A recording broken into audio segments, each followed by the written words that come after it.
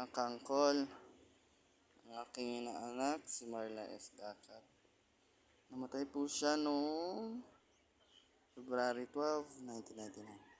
Pinanak po siya ng January 11, 1999. So mag-isang buwan. Isang buwan na, isang araw na lang, isang buwan na. Pagkatapos pala ng isang buwan. Natirik natin ng kandila. So, ngayon punta po tayo sa uncle ko. Ang aking uncle. Dito ang daan sa pababa. Oy, doon muna tayo!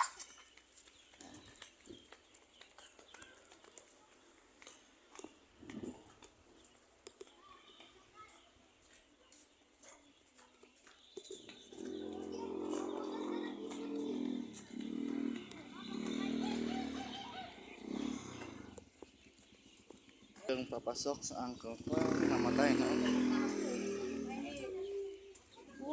Mga madalaw din hanggang ngayon.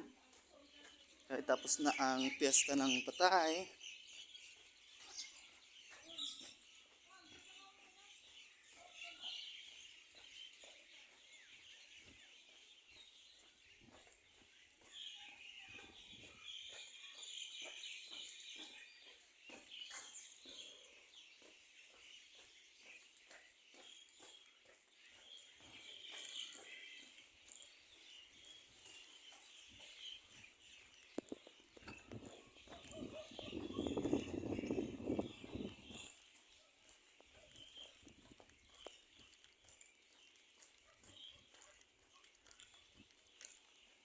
mamaya baba naman tayo kay lolo namin.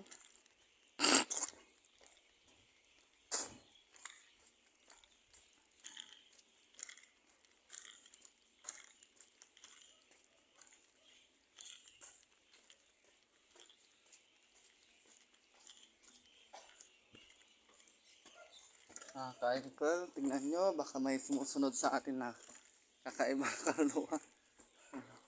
Huwag naman sana.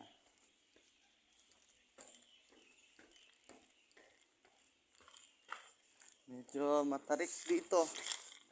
Ang uncle ko. Ang daanan. Malayo.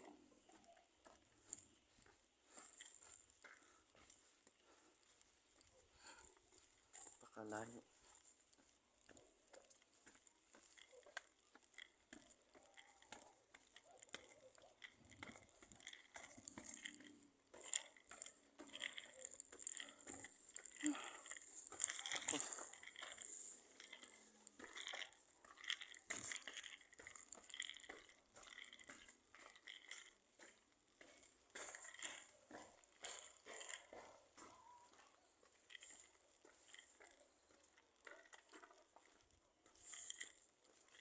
Layo. Parang napunta na rin ng dulo to eh.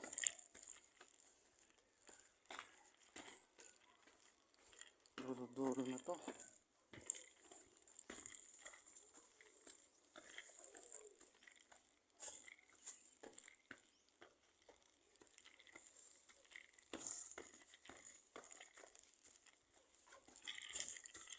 Malapit na tayo dito mga kaangkol.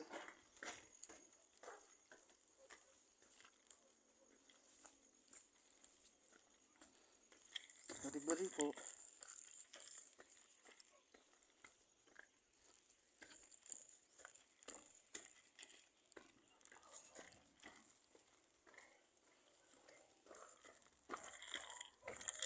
Ayan. Kasama na siya dito. Hello uncle. Ako si Uncle Tito. Yan si uncle ko, Uncle Dominic. Kita nyo ba guys? 1999 pala siya namatay.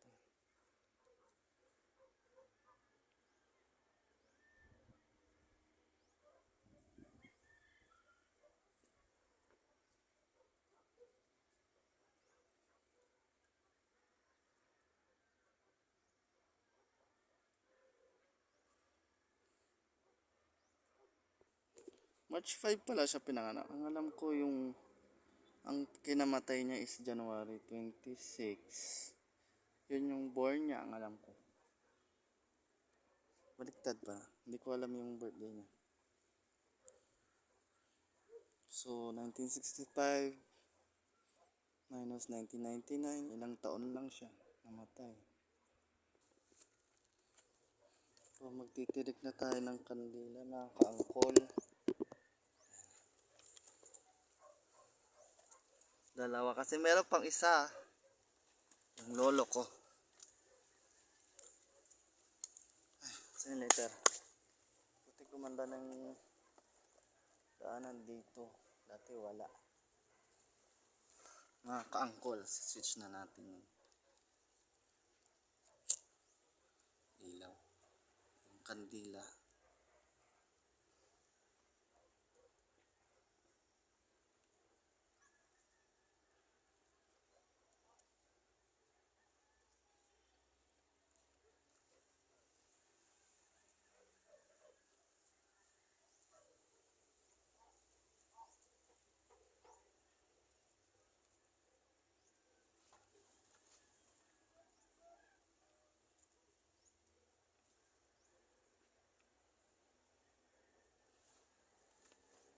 Mga kaangkol. Ang totoo niyang pagkamatay ay March 5, 1999. So baliktad tong taon na to. January 26, 1965 siya pinanganak. Nagkamali sila sa pagsusulat. So may kamag-anak daw kami dito sa tabing to. Titignan naman natin. Hindi ko kilala masyado eh. Tingnan natin dito kung anong pangalan. Hello po. Ayun, bumahid. Bumahid po ba? Ang apelido nyo? Bumahid nga. So, dalawa yata sila. Isa.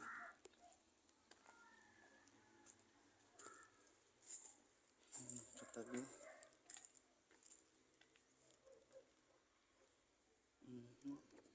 Okay. Buhay na buhay pa yung kandila. So, ako naglinis nung last year dito. Ay, 2022 pala. Pero ngayon, hindi ako nakadalaw nung bago mag-undas. Binagyo pa tayo, Philippines. So as of now, tapos na tayo kay Uncle Dominic. Alis na ako.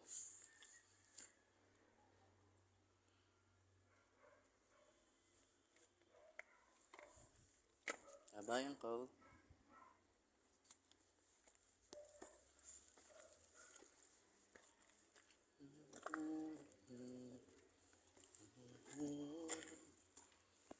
%1 na lang ang ate. Pabalik na tayo sa taas. Manulobat na ako. I mean yung cellphone. Manulobat. Pataas na tayo. Babalik tayo sa taas. Tapos tayo kay Lolo. So ngayon nakabalik na tayo sa taas. Tingnan naman natin. Balikan natin si Marla, yung pamangkin ko. Namatay na pala yung ilaw niya. Yung kandila.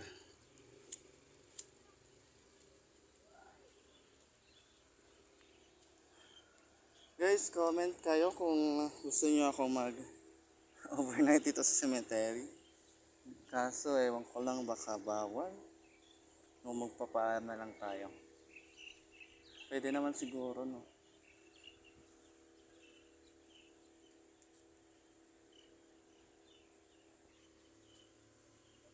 Namatay ang kandila ni Marla. Mahangin kasi guys.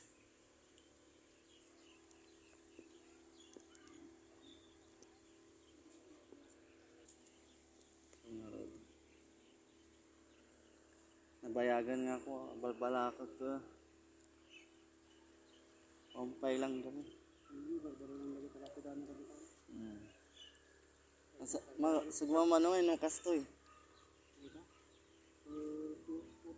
Tuto. Ang ginamit mo. Asjay, tutumot lang. Pareho lang. Ha? Hmm.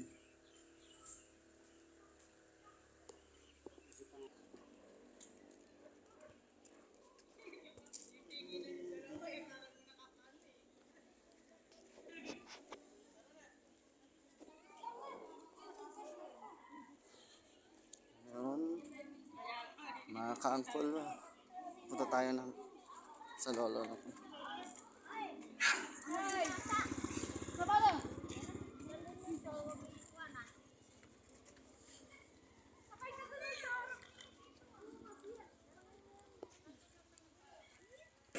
Ito naman yung papuntang kila lolo ko. Ngayon is pakulimlim. Mahamog. Medyo mahamog-hamog na. Baba na tayo kay lolo. Medyo malayo-layo naman pero maganda yung daanan. Hindi kagaya ng Uncle Dominic ko.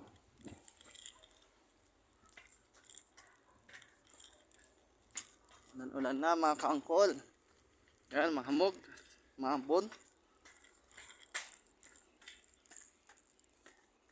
Baba ng pababa.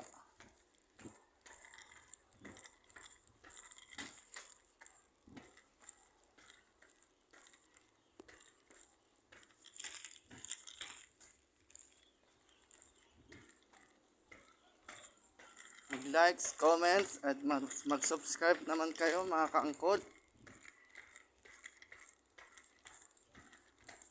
Nakakadalaw dito.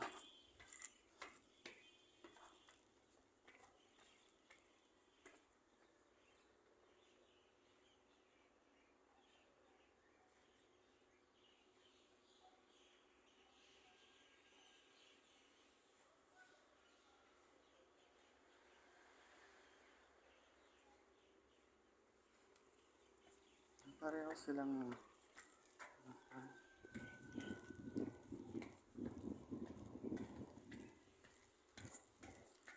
aksidente siguro.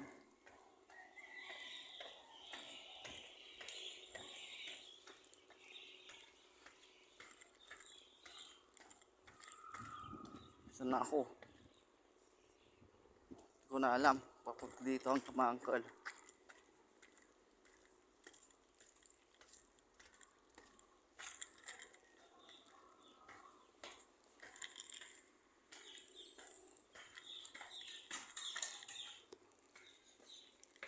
Alam kung saan dito pa papunta ng malayo talaga.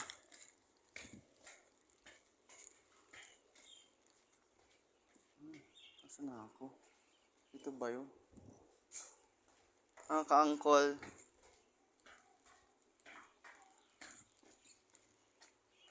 nawawala na yata ako mga ka-angkol.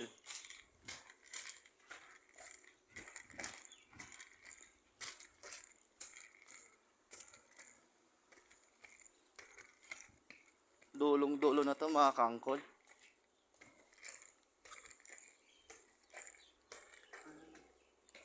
Kikiraan po. Ayun, sige. Dito finally natagpuan na natin ang daanan.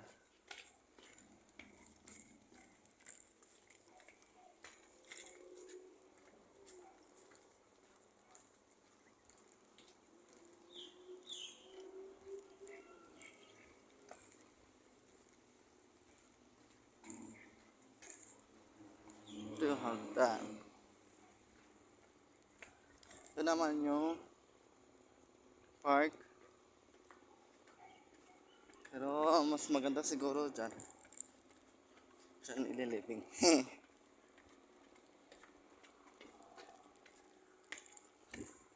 Ito maganda garden. Nasaan na si Lolo? Saan siya nakalibing? Hanapin yung guys. Joke. Bagong tayo.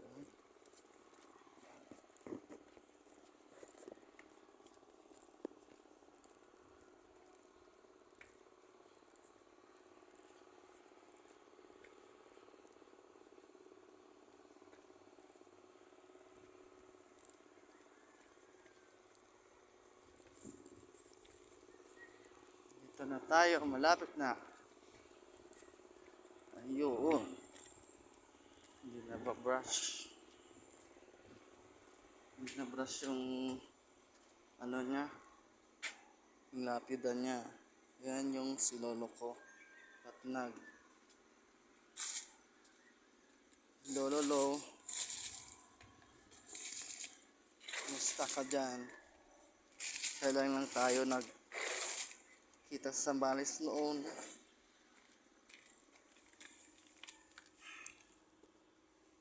Tirik na ako ng kandila mo. Yan mga kangkong, magtirik na tayo ng kandila para kay lolo.